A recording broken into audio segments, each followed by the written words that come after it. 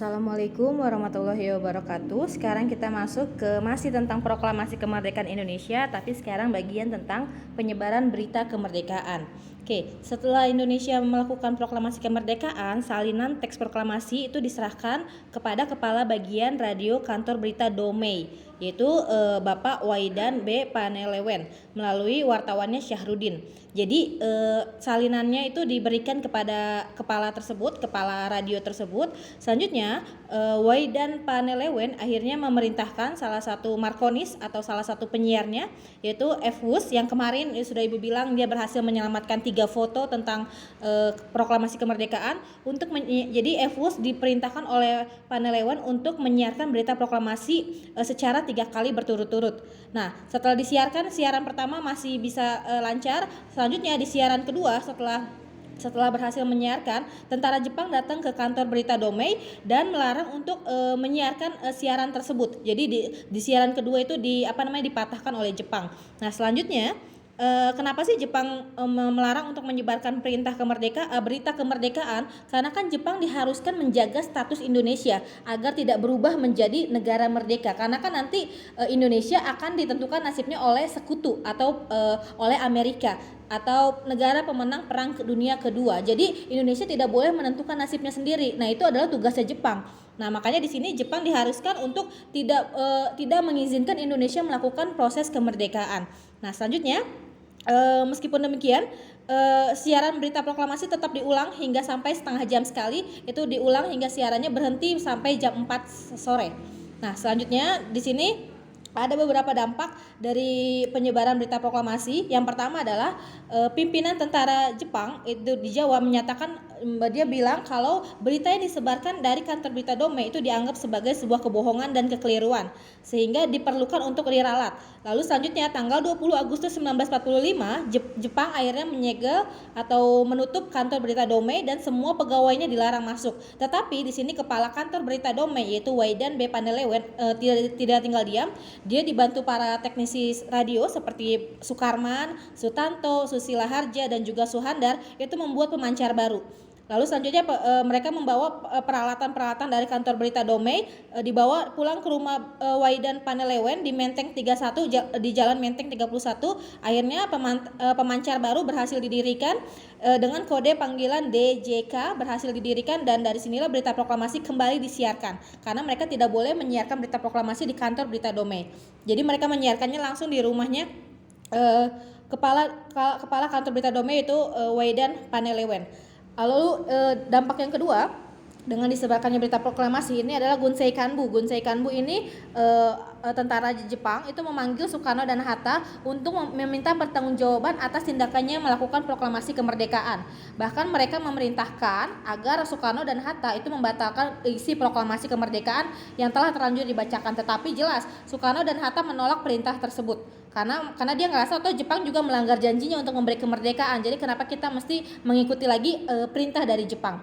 Nah, dampak yang ketiga itu adalah Jepang mendesak PPKI agar segera bersidang. Dalam sidang tersebut, Jepang memerintahkan PPKI untuk membahas rencana kemerdekaan sebagai hadiah Jepang seperti yang pernah dijanjikan oleh Jepang kepada Indonesia. Tapi di sini kan sudah Ibu bilang tadi, Jepang tidak lagi bisa mempertanggungjawabkan janjinya. Jadi sidang PPKI yang diminta oleh Jepang itu tidak bisa dilaksanakan di hari itu juga, di tanggal 17 Agustus. Nah, selanjutnya penyebaran berita proklamasi ini bukan cuma di Radio Domei Pusat saja, tapi juga disebarkan ke daerah-daerah seperti cabang Radio Domei di Surabaya. Itu pun berusaha untuk menyebarkan berita proklamasi setelah mendapatkan salinan dari Jakarta. Berita proklamasi kemudian disiarkan oleh RM Bintarti dan juga Sutomo atau Bung Tomo, itu kalau yang di Surabaya. Nah, selanjutnya bukan cuma lewat radio, tapi juga melalui surat kabar seperti contohnya Suara Asia.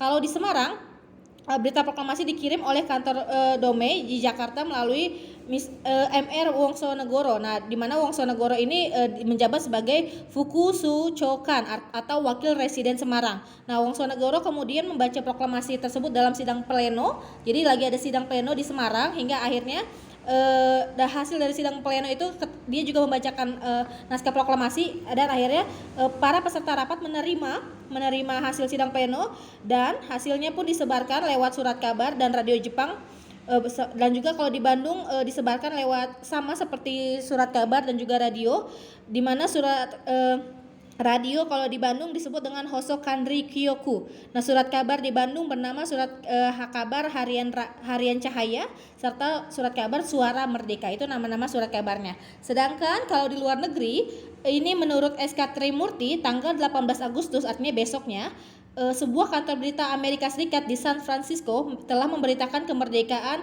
sebuah negara baru di Asia Tenggara bernama Indonesia. Jadi bahkan sampai berita kemerdekaan Indonesia pun sampai terdengar ke luar negeri, ya, contohnya Amerika Serikat. Bukan cuma ke Amerika Serikat tapi juga ke Eropa. Ini dibantu oleh sebuah organisasi namanya organisasi Sendora. Nah, Sendora ini adalah organisasi yang dibentuk oleh bekas pegawai kantor Domei. Jadi orang-orang Domei yang tidak lagi bekerja di Jakarta itu membuat organisasi namanya Sendora, di mana Sendora ini yang tinggal di Eropa berhasil menangkap siaran dari pemancar radio Bandung. Tadi Ibu bilang pemancar radio Bandung namanya Hoso Kanri Kyoku, di mana radio Hoso Kanri Kyoku ini bisa berhasil menyebarkan berita kemerdekaan lewat pemancar yang bernama pemancar Gunung Malabar. Melalui pemancar Gunung Malabar ini tadinya pemancar Gunung Malabar ini dibuat oleh Belanda untuk menghubungkan orang-orang Belanda yang ada di Indonesia dengan orang Belanda yang ada di Eropa. Tapi ternyata pemancar ini masih digunakan dalam menyebarkan berita proklamasi kemerdekaan ke seluruh dunia, khususnya wilayah Eropa. Oke, selanjutnya kita lihat dukungan dari negara-negara lain. Setelah 1 bulan Indonesia melakukan proklamasi kemerdekaan, beberapa masyarakat di Jakarta masih menyelenggarakan pertemuan di lapangan Ikada atau sekarang disebut dengan Monas. Nah, rapat satu bulan itu kira-kira tanggal 19 September 1945 direncanakan akan diadakan yang namanya rapat besar dan dikenal dengan nama Rapat Raksasa Ikada di Monas atau lapangan Ikada. Untuk apa? Untuk memperingati 1 bulan proklamasi kemerdekaan Indonesia dan untuk menunjukkan dukungan penuh rakyat terhadap pemerintahan yang baru berdiri. Nah, selanjutnya para rakyat ini akhirnya membawa bendera merah putih dan juga membawa poster sebagai bentuk dukungan kepada negara. Dan juga mereka bertujuan untuk menunjukkan pada dunia internasional bahwa kemerdekaan Indonesia bukan merupakan hadiah dari Jepang, melainkan hasil perjuangan bangsa Indonesia itu sendiri. Rapat tersebut hanya berlangsung singkat karena Jepang sudah datang. Jadi rapat besar tadi nggak lama karena Jepang keburu datang. Dan Jepang pun datang dengan pasukan senjata yang lengkap. Akhirnya di sini Soekarno dan Muhammad Hatta serta beberapa menteri yang sudah dipilih itu tidak lama-lama rapat di Ikada. Lalu selanjutnya Soekarno hanya memberikan pidato singkat yang berisi pidato singkat yang disampaikan oleh Bung Karno. Yang pertama adalah meminta dukungan dan kepercayaan rakyat terhadap pemerintah Republik Indonesia. Yang kedua adalah menuntut rakyat untuk mematuhi kebijakan pemerintah secara disiplin. Yang ketiga, memerintahkan rakyat bubar dan meninggalkan lapangan dengan tenang. Oke, selanjutnya ini sini akan kita bahas beberapa dukungan yang diberikan dari daerah-daerah besar di Indonesia. Yang pertama kita bahas adalah dari Jakarta.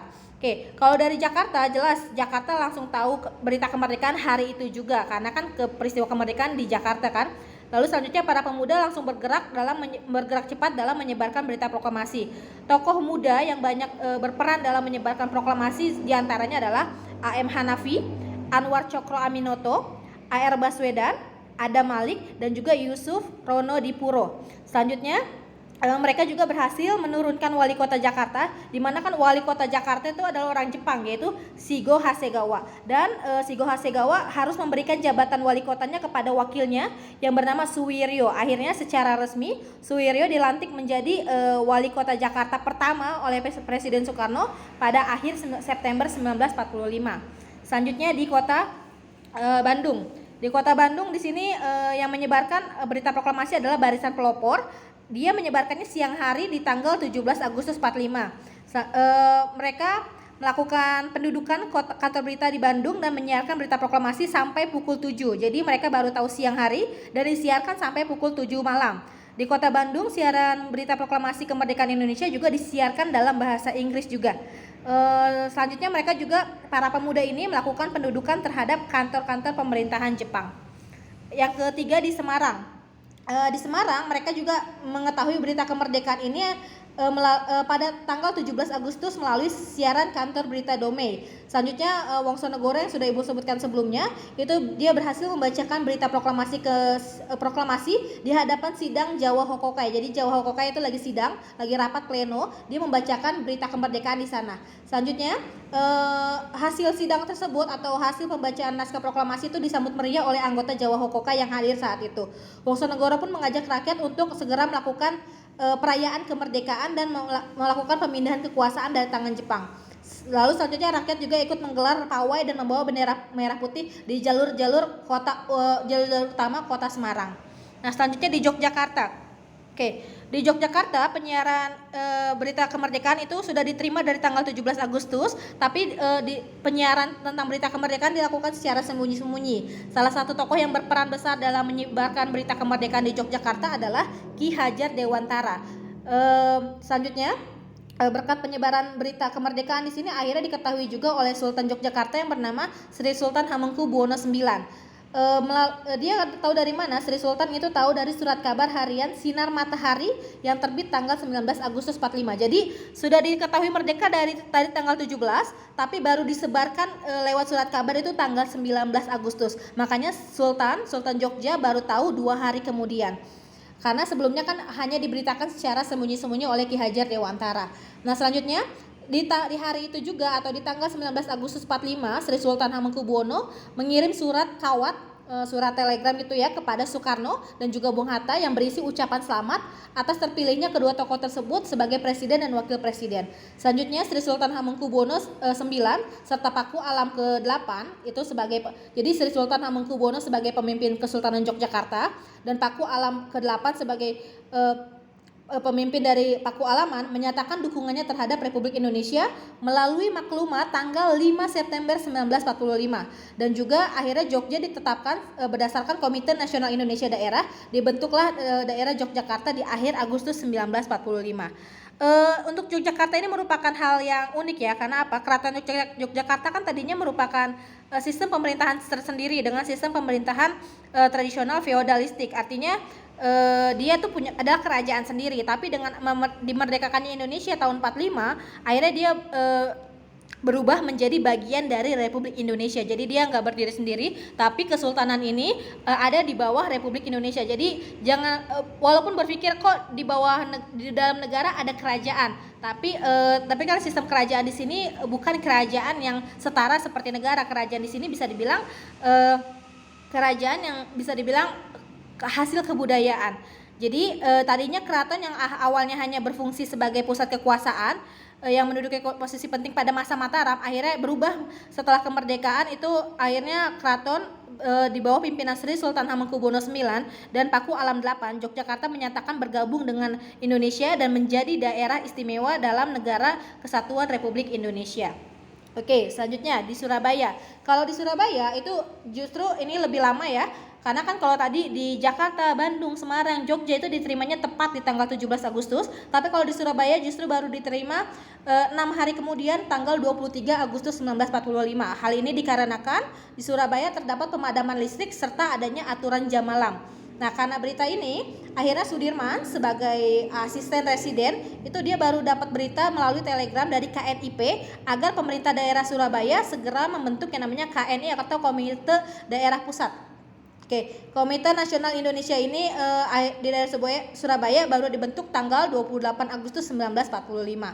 Selanjutnya, salah satu bentuk dukungan rakyat terhadap peristiwa kemerdekaan itu terjadi peristiwa yang namanya peristiwa Tunjungan yang terjadi tanggal 19 September 1945. Dalam peristiwa Tunjungan ini, para pemuda Surabaya secara paksa menurunkan bendera Belanda yang masih berkibar di Hotel Yamato.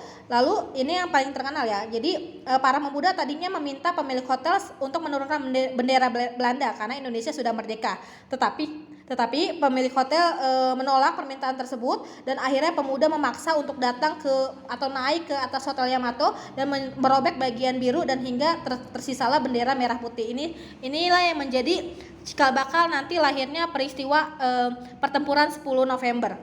Jadi diawali dari datangnya para pemuda untuk menurunkan bendera Belanda di Hotel Yamato. Oke, selanjutnya di kota Aceh.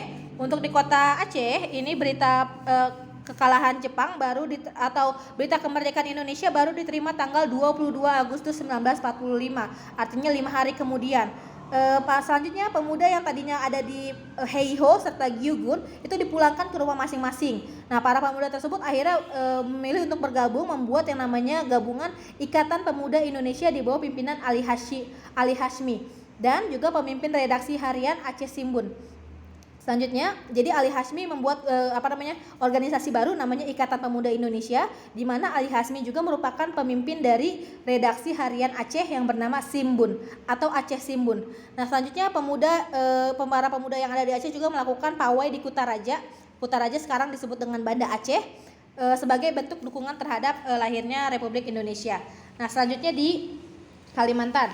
Kalau di Kalimantan, berita proklamasi ini sampai di Kalimantan lebih lambat lagi, yaitu tanggal 29 Agustus 1945, di mana Pangeran Muhammad Nur atau Gubernur Kalimantan saat tanggal 29 Agustus itu masih di Jakarta dan dia sudah kembali ke Kalimantan itu tanggal 29 November 1945. Dukungan rakyat terhadap dukungan rakyat Kalimantan terhadap kemerdekaan Indonesia tetap berlangsung dengan melakukan pengibaran bendera merah putih, peluncuran senjata tentara Jepang, pengambil alihan kantor pemerintah Jepang juga tanggal 5 September 1945 itu diadakan pasar malam untuk menyambut kemerdekaan Indonesia. Selanjutnya Sulawesi. Dari Sulawesi ini berita proklamasi kemerdekaan itu disampaikan langsung oleh Samratulangi sebagai Gubernur Provinsi Sulawesi yang dipilih berdasarkan sidang PPKI. Nanti kita bahas soal sidang PPKI ya.